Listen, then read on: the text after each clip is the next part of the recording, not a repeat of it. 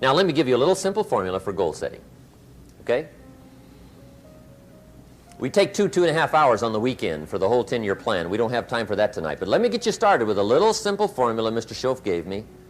And maybe this will be helpful. First of all, I've divided goals into two parts. First is long range. Long range goals. That's your dreams. Your dreams for the next 3, 5, 10, 20, 30, 40 years. Actually, the rest of your life. Your dreams. You've got to keep dreaming.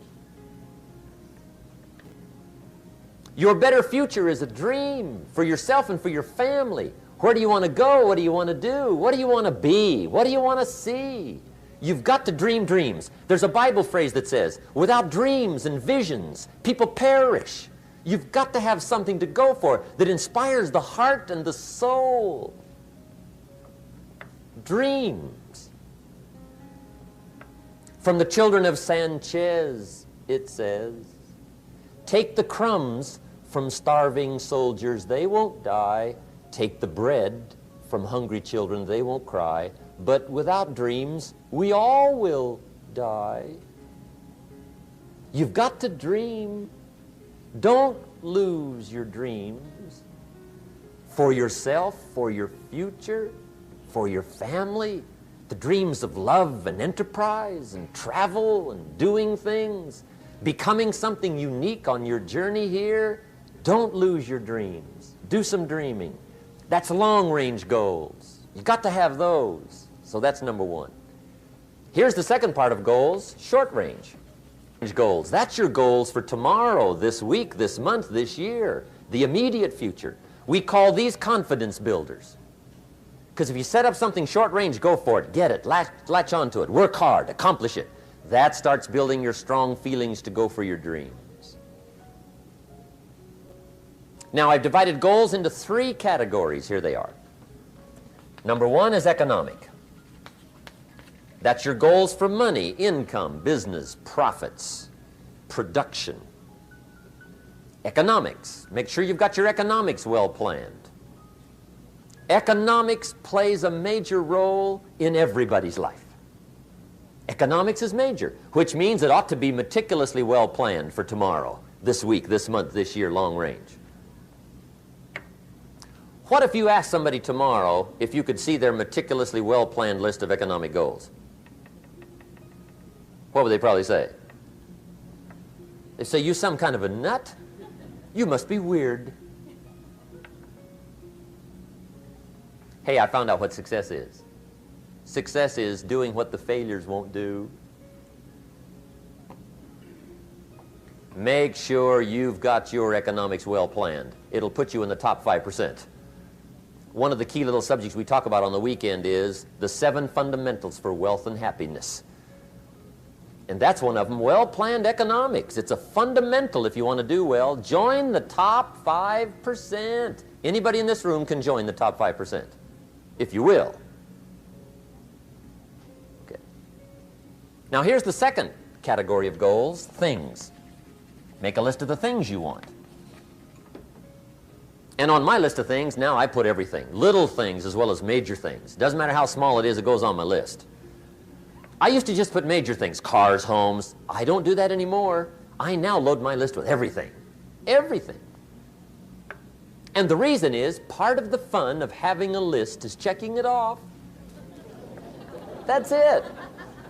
Boy, at the end of the day, if you can go, got it, got it, got it, got it, got it, got it, whatever it is, right? You get into the habit. So load up your list, the things you want. Now, when you check off something major, celebrate. That's an important point to make. Celebrate your achievements. Live it up. Have a party when you reach something you've worked for a while. See, we all grow from two experiences. One is called the pain of losing. The other one is called the joy of winning. We need both of them. Amplify them as much as you can, which also means make losing painful. If you set up something, fooled around, didn't get it, put it on yourself. On the other side, if you did get it, congratulate yourself. Self-congratulations is a sign of maturity. Seeking congratulations is a sign of immaturity. But hey, winning and losing, see, that's what it's all about. That's the name of the game. Now, some people lead such mediocre lives, at the end of the day, they don't know whether they're winning or losing. They got no clue. Guy's just going through the day with his fingers crossed. There's a better way. Okay, here's the third category of goals: personal development. Put those goals together. Personal development goals. That's your goals to be stronger, more decisive, be a speaker, be a leader, learn a language, all kinds of skills. Okay? The whole weekend seminar was designed to improve all your skills so that you walk away more skillful. And that's what you want, the personal development skills. That's what attracts, that's what brings good things to your life, the person you become more skillful. Now, this is quite a package to work on. Economics, things, personal development. For tomorrow, this week, this month, this year, long range. Okay? That'll get you started. Now, here's the simple formula for setting goals. It goes like this. A, work on your goals. That's step one. Work on them. And I've put the word work there deliberately. Setting goals is plain hard work. I don't want to kid you. We haven't come here tonight to kid each other. It's work. I know it's work. That's why a lot of people just let it slide. It's work. Many people work hard on their job, but they don't work hard on their future. They just let that slide. And the work involved is making plans. I know most people don't.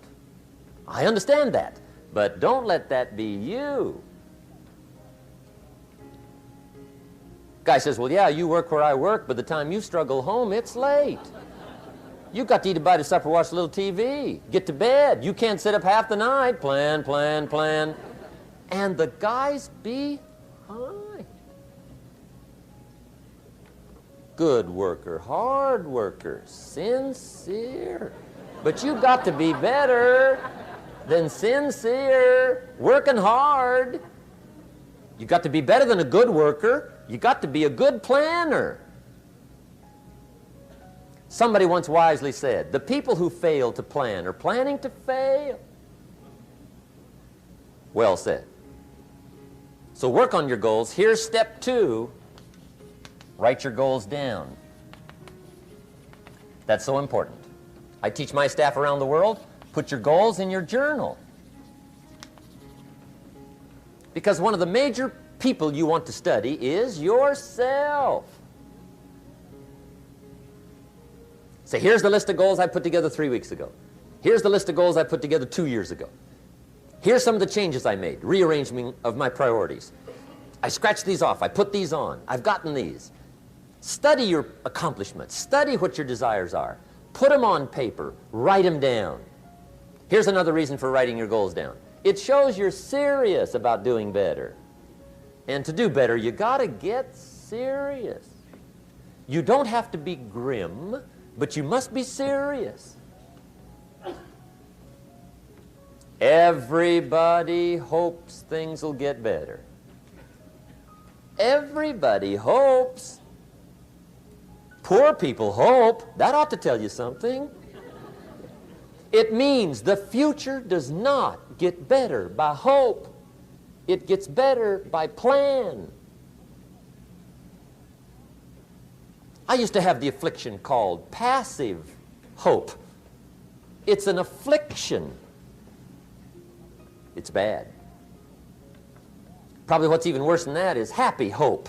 Now that is really bad. That's bad. Happy hope. The guy's 50 and he's broke and he's still smiling. See, that's not good. So get serious about your goals. Put them on paper. Write them down. There's all kinds. His goals, her goals, their goals.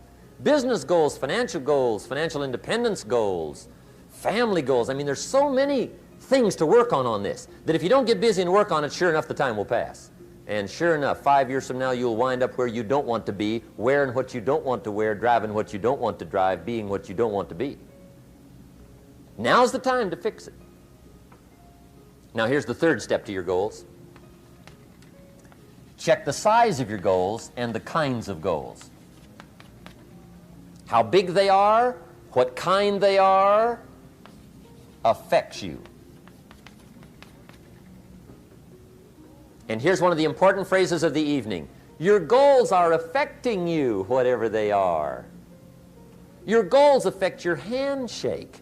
Your goals affect your attitude, personality. Your goals affect the way you walk, the way you talk, the way you dress.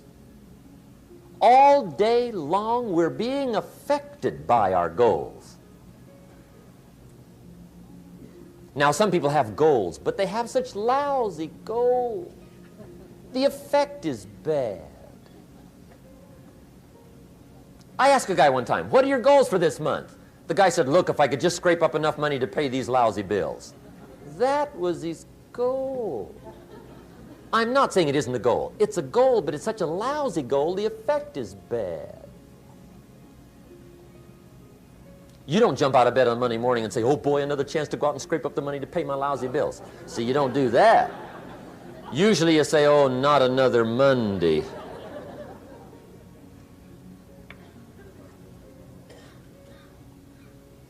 And some people have so given up on life, they have joined the thank God it's Friday club. How sad. Surely those are the same people, when life is over for them, will say, thank God it's over.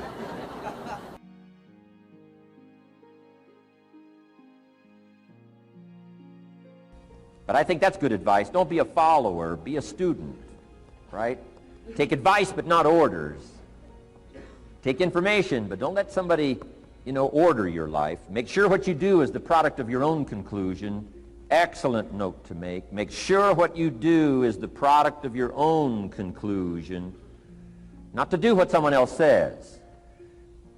Take what someone else says, process it, think about it, ponder it. If it makes you wonder, if it makes you think, then it's valuable. Then when you go take action, make sure that the action is not what somebody told you to do. Make sure the action is the product of your own conclusion. If you'll follow just a little bit of those simple guidelines, I'm telling you, the learning process can be speedy, swift, powerful. Your learning curve can go up, and then applying it to your business, your life, your family, conversations, equities of all kinds. You'll find some progress like I did that first 5 years when I met a teacher willing to share with me, turned my life around.